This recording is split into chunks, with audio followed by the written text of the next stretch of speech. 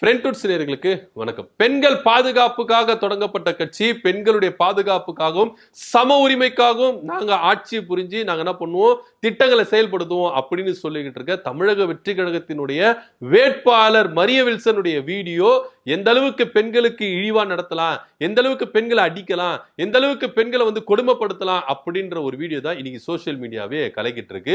இவங்க தான் பெண்களுக்கு பாதுகாப்பு கொடுக்க போறாங்களா, இவங்க தான் பெண்கள் உரிமைகளுக்காக போராட போறாங்களா, இவங்க தான் பெண்களுக்கு சம உரிமை கொடுக்க போறாங்களா அப்படின்ற கேள்வியும் இங்க எழும்பப்படுது.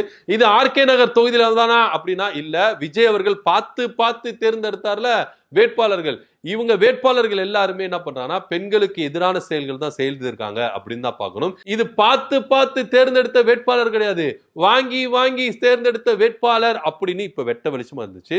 இது மரிய வில்சனுக்கு மட்டும் இல்ல, தலைவர் விஜய் அவர்களுக்கும் இதேதான், பெண்களுக்கு சம உரிமை கொடுக்கல, மனைவியை ஒதுக்குனாரு இப்படின்னு அவர் மேலும் பல குற்றச்சாட்டுகளை முன்வைக்கிறத இங்க பார்க்கிறோம். அது மாத்திரம் இல்லாம பெண்களுக்கு சம உரிமை கொடுப்பேன், பெண்கள் பாதுகாப்பாக நான் உயர்ப்பேன் அப்படின்னு சொல்லிட்டு மேடைக்கு மேடைக்கு பேசுறாங்க.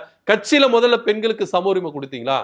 கட்சியில பெண்கள் பாதுகாப்புக்கு நீங்க உறுதுணையா இருந்தீங்கன்னா கிடையவே கிடையாது. இன்னைக்கு அஜித் ஆக்னல் அவங்க என்ன பண்றாங்கன்னா, எனக்கு எவ்வளவு வேலை செஞ்சேன், நான் எவ்வளவு குற்றச்சாட்டுகளா மத்த மாவட்ட செயலர்கள் வச்சேன், இது வரைக்கும் என்ன கூப்பிட்டு ஒரு வார்த்தை கூட பேசவே இல்லை அப்படின்னு சொன்னாங்க. ஆனா இன்னைக்கு அவங்க தமிழக வெற்றி கழகத்துல இருந்து தான் பண்ணிருக்காங்க, விலகி இருக்காங்க. சோ இது மாதிரி பல விஷயங்கள் கட்சிக்குள்ளேயே பெண்களுக்கு அநீதி நடக்குது, சம உரிமை கிடைக்கல, இவங்க ஆட்சிக்கு என்ன பண்ண போறாங்க அப்படின்னு தான் பல பேரும் கேட்கிறாங்க. சோ மரிய வில்சன் தன்னுடைய அண்ணன் சொந்த குடும்பத்தையே அடிச்சு ஒடிச்சிருக்கிறாரு சொத்துக்காக அப்படின்னு. சோ வீட்டுக்குள்ளே சொந்த குடும்பத்தையே உங்களால பாதுகாத்துக்க முடியலையே, சொந்த குடும்பத்தில் இருக்கிற பெண்களுக்கு உங்களால பாதுகாக்க முடியலையே, உங்களால எங்களுக்கு எங்க பாதுகாப்பு இருக்க போகுது அப்படின்னு ஒரு அச்சமும் பயமும் இங்க ஆர்கே நகர் தொகுதியில பெண்களுக்கு மத்தியில் எழும்பி இருக்கிறதா இங்க பாக்குறோம். சோ மரிய வில்சன் முதற்கொண்டு விஜய் தேர்ந்தெடுத்த எல்லா வேட்பாளர்களும் பெண்களுக்கு எதிரான ஒரு செயல்கள் தான் ஈடுபட்டிருக்காங்க. இவங்க தான் பெண்களுக்கு பாதுகாப்பு கொடுக்க போறாங்களா அப்படின்னு ஒரு கேள்வி எழுது. இதை பத்தி ஒரு கருத்தை நம்ம கீழே கமெண்ட் பண்ணுங்க. நன்றி, வணக்கம்.